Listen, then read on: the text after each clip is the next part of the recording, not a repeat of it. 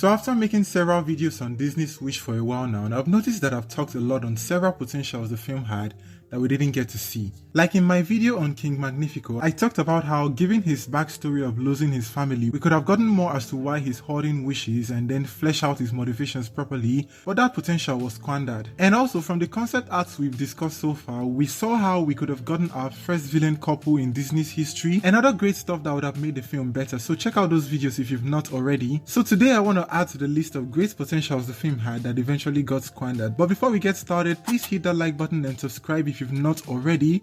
Sit back and let's get into what we have for today's video. And oh, there will be spoilers, so this is your warning. Now, first on the list, this one is not much of an issue, but given Disney's recent track records with their films, I expected more in the sense that since this film is set on an island kingdom in the Mediterranean Sea, I feel like we didn't get much out of the film setting. For instance, a film like Frozen gave us what it feels like to live in a Nordic country with the snow, the mountains, the fjord, and Encanto gave us the feel of the Cocora Valley of Colombia, South America. And even the live-action Little Mermaid really did a great job of immersing the viewers under the sea and the palmy fresh nature of the Caribbean islands. But for Wish, we didn't get to interact with the environment that much, and just, given what we've seen so far, I was like, we could have gotten more out of this. Now for the main thing I want to talk about, it's cool and all that we got several callbacks to classic Disney films, but giving Usher's 7 friends inspired by the 7 dwarfs, it's a nice callback, I'll give it that, but it comes at a cost. Because apart from Dahlia, Gabo and Simon, the rest are pretty forgettable because they're just there. And I feel like if maybe her circle was reduced to just Dahlia, Gabo and Simon, then those characters could have been fleshed out even more, especially Simon. And speaking of Simon, this one really frustrates me because I was really excited when I found out that Evan Peters is part of the cast of the film. But they didn't even mention him during the promotions of the film, and I'm like,